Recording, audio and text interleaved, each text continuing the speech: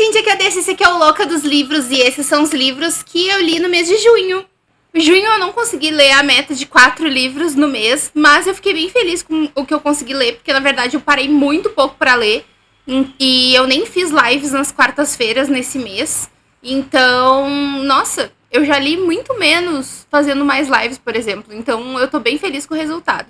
O primeiro livro que eu terminei, na verdade, eu já tinha começado em outro mês, parei e retomei nesse mês, que foi Daphne, do Josh Malerman. Eu não sei se no dia que eu tô soltando esse vídeo já vai ter saído a minha resenha, mas eu li esse livro para os 10 de 2023. Eu queria ler mais um livro do Josh Malerman esse ano, pelo menos mais um.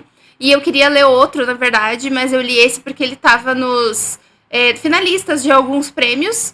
Então eu pensei, é esse. Eu achei ele uma pessoa muito criativa e eu gosto da maioria dos livros dele. E então eu achei que não tinha erro, ainda mais se ele estava sendo, né, indicado a prêmios. Mas, infelizmente, eu tenho muito a reclamar desse livro. Sim, eu vou fazer um vídeo inteiro, ou eu já fiz, não sei, sobre eu reclamar de um autor favorito. Então, eu recomendo que vocês assistam esse vídeo. Depois, eu li Antes que o Café Esfrie, do Toshikazu Kawaguchi.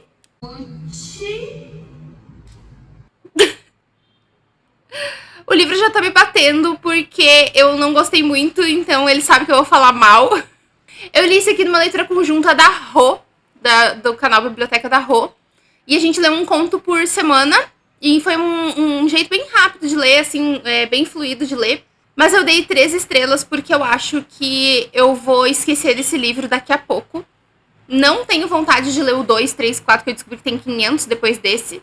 Esse livro tem 4 contos em que pessoas vão nesse café pra andar no tempo, né? Ir pro passado, por exemplo, enfim. E esse ir pro passado tem várias regras. Então não é fácil, não é só ir e fazer o que quiser. Tem várias regras. Senão tu vai ficar preso como fantasma pra sempre dentro do café. E aí as pessoas têm motivos diferentes para ir pro passado, mesmo não podendo mudar nada do futuro indo pro passado, por exemplo.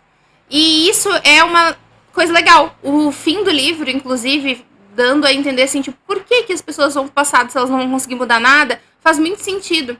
E eu gostei bastante desse fechamento.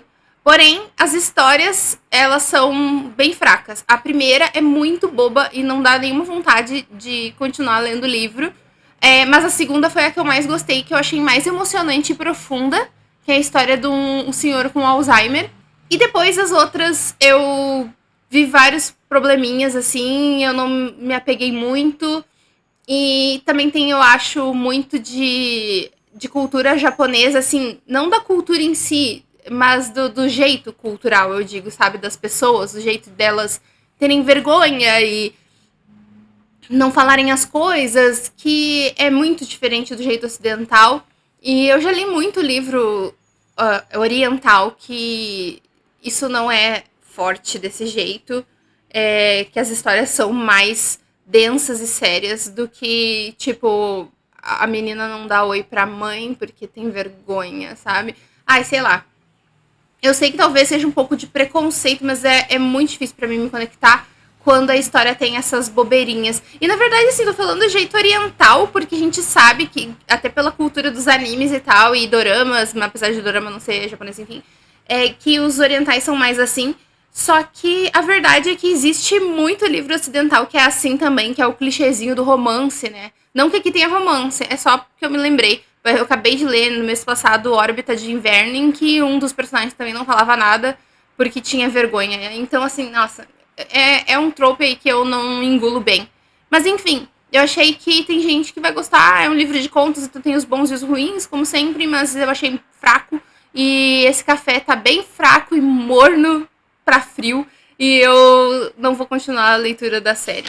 E o último que eu terminei, mas depois eu vou falar de outro, né? Porque botei um livro desse tamanho na lista e não terminei, mas calma, tá? O último que eu terminei inteiro foi Sonata Perfeita, que foi o livro do Buddy Read LX do mês de junho.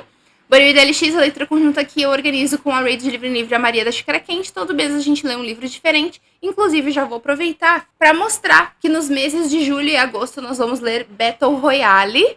E também lembrando que estamos no mês do Louca do Terror. Então, essa é a leitura conjunta do Barulho da LX, já casando aí com a louca do terror.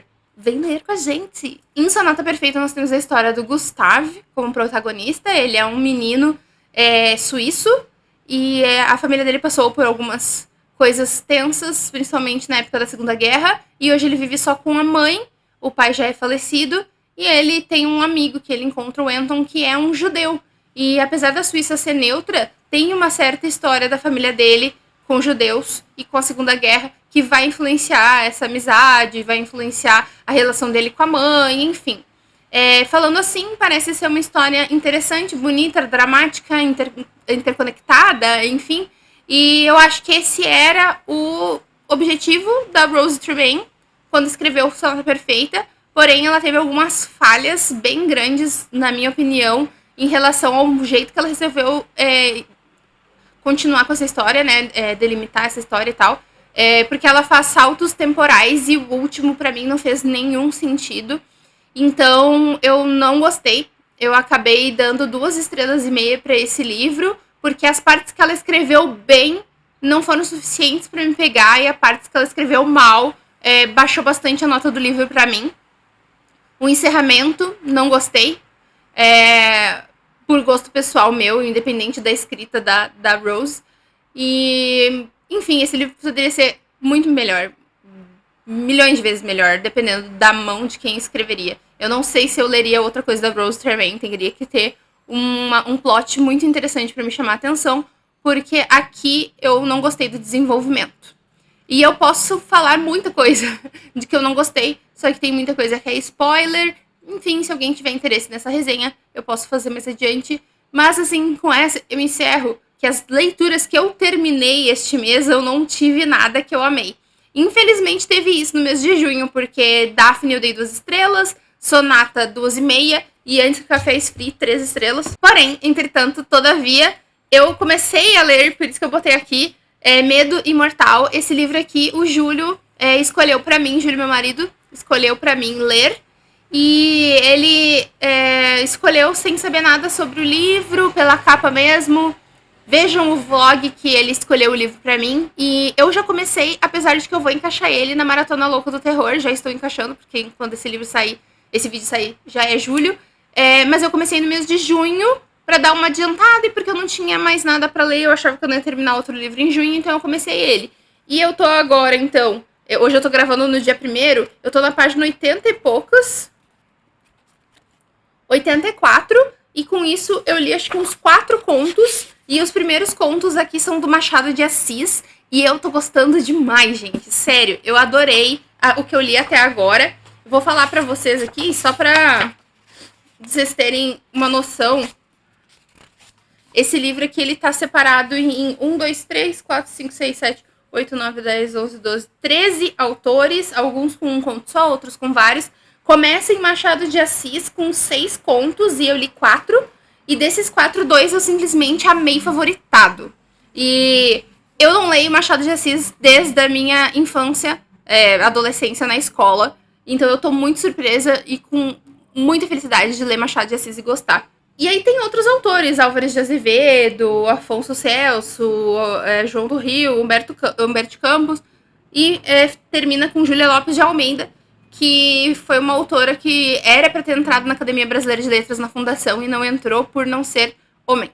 Então, enfim, eu gostei muito da introdução desse livro, inclusive, falando sobre o início da Academia Brasileira de Letras e que nessa época os autores estavam bem influenciados por obras que estavam saindo na época lá fora, tipo Drácula e Frankenstein, e por isso que conseguiram fazer essa junção, essa coletânea de contos sobrenaturais e de terror, que eu nem imaginava que existia da parte desses autores, e que foi meio mesmo jogado debaixo dos panos e debaixo do tapete, para dar mais importância a essas obras que a gente conhece, né, dos autores, que são mais sérias, mais realistas, e enfim, eu não sei como é que chama aí a época da literatura disso, mas é isso. Então essas foram as minhas leituras do mês de junho, 3 livros terminados e um livro começado. Contem pra mim nos comentários que vocês leram em junho qual foi a melhor leitura de vocês. Curtam o vídeo se gostaram, se inscrevam no canal se é a primeira vez de vocês aqui. E eu espero vocês na Maratona Louca do Terror comigo e no próximo vídeo. Beijo, tchau!